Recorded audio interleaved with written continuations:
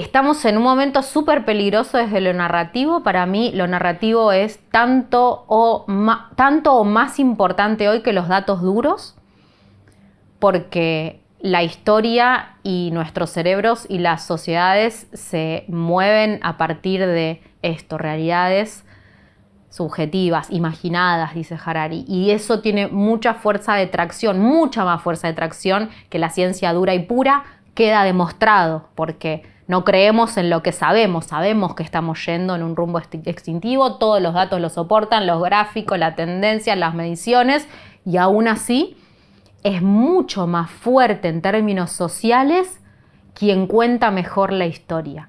Y ahí quienes están definiendo los conceptos están controlando los debates. Esa es una frase que yo amo mucho, ya no me acuerdo dónde la leí. Quien define el concepto controla el debate, y es muy cierto. Si dejamos que se apropien de la narrativa climática quienes la usan para justificar la inacción, lo mismo sucede con las responsabilidades comunes pero diferenciadas. No, no es nuestra culpa, primero que pague Estados Unidos, después vemos. Te puedo bancar 1000 en esa, pero en el mientras tanto seguimos yendo rumbo a la extinción. Con o sin vos, digo. Y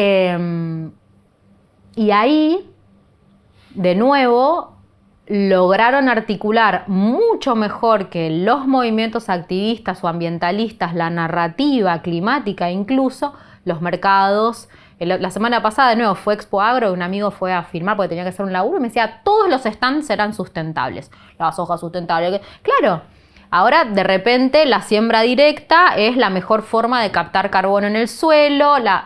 Entonces, para el público desprevenido, que es la mayor parte, lamentablemente, porque es información que no está a disposición, muy fácilmente se puede caer en una definición conceptual de verde o de sustentable que detrás tiene lo mismo de siempre contado de forma diferente. Y es peligrosísimo, peligrosísimo. Y hay una forma, yo siempre en los talleres compartimos, los círculos, los conversatorios, es como ante la duda frente a una noticia, como decía Bifo Berardi, una pregunta que puede orientar ¿esto es bueno o malo? Es, bueno, ¿quién se está beneficiando?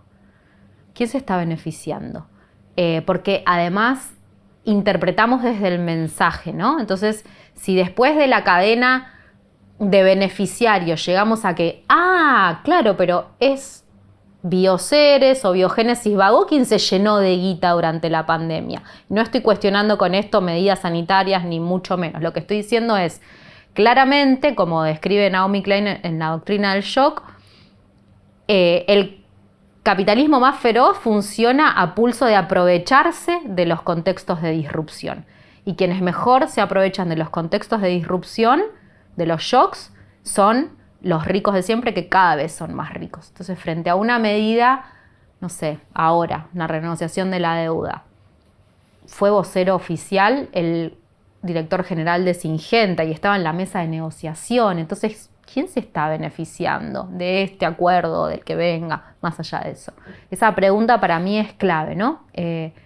Para poder tener un poco más de claridad en tanto caos informativo frente a una propuesta, frente a un proyecto, ¿quién se está? Seguir la cadena del dinero.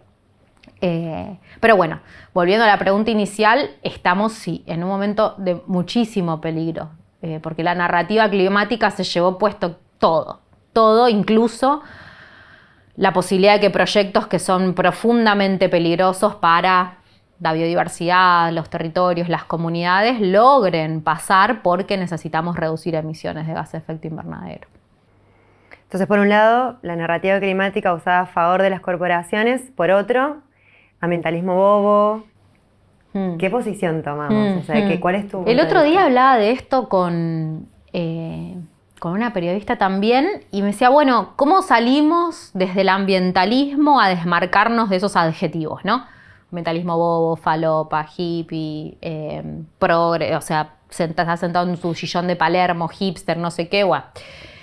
Por lo pronto creo que ahí sí fuimos partícipes de construir una imagen del ambientalista estereotipada, no etiquetada. Y ya ahí cuando algo logra encasillarse en una definición es como hay algo raro operando.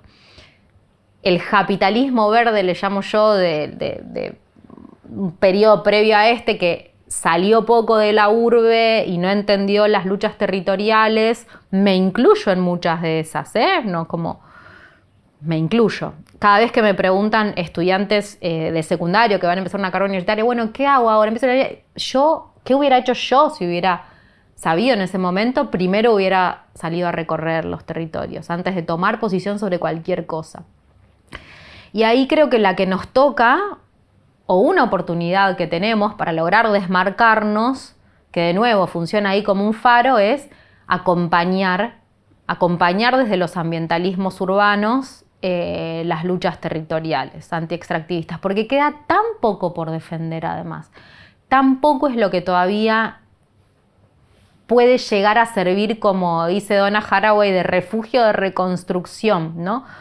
Para un mundo post-colapso, post-capitalista. Sin refugios para la regeneración, tenemos pocas chances de reconstruir una humanidad que valga la pena vivir. Y por otro lado, creo que tenemos que bajarnos de la pretensión de aparecer en los medios hegemónicos. Siempre es, bueno, ¿cómo logramos construir un mensaje que llegue a todo el mundo? No existe un mensaje, después de muchos años, como de, ya ni siquiera, no pierdo tiempo en tratar de construir un mensaje que llegue a todo el mundo. Tal cosa no es posible. Es una lucha titánica en donde estamos creyendo que no aparecemos en los medios porque no es suficientemente interesante lo que decimos. No aparecemos en los medios porque es incómodo, porque no le conviene a nadie, porque es una conversación que de ser pública, como decía Galeano, ya no sería relevante. Y ahí el pararnos al lado de acompañar, creo que es también un reconocimiento humilde de todo lo que la cagamos, las grandes ONG, los ambientalismos, tenemos la posta de no sé qué. Perdimos mucho tiempo, dejamos que pasen cosas nefastas, confiamos en exceso en las instituciones y en los instrumentos jurídicos, y encima de todo esto no logramos construir voceras y voceros lo suficientemente valientes e informados para sentarse a debatir con, no sé, cualquier CEO corporativo o economista, qué sé yo.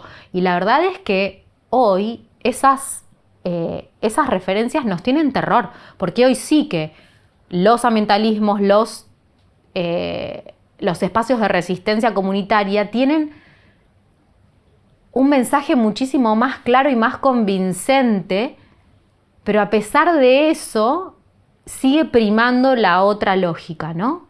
Es como, a mí también me genera mucha confusión el cómo salirnos de las adjetivaciones, y en definitiva creo que probablemente sí invertir tiempo que no tenemos y energía que es escasa en dar batallas incorrectas, ¿no? Porque lo que más importa en este momento, creo yo, es construir las redes de base.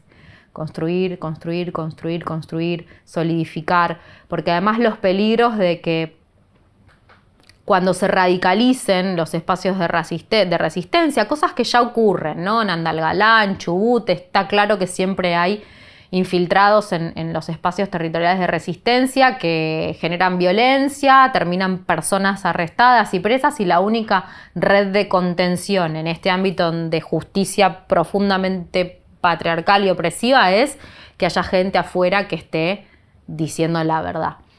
Entonces, me preocupa menos desmarcarnos de los adjetivos del neodesarrollismo que estar seguras y seguros de que estamos construyendo humildemente por algo muy básico, que es defender toda la vida que se pueda en un contexto de muerte total. Y ellos tienen mucha plata puesta en marketing. Digo, que estos personajes ahora se paseen por los medios hegemónicos todos los días. Todos los días hay un CEO de una empresa o del agronegocio, de qué sé yo, hablando como si fuera el embajador del amor y de la vida y qué sé yo, en los medios hegemónicos. Eso es muy extraño y no es casual y no es genuino, hay mucho dinero en juego.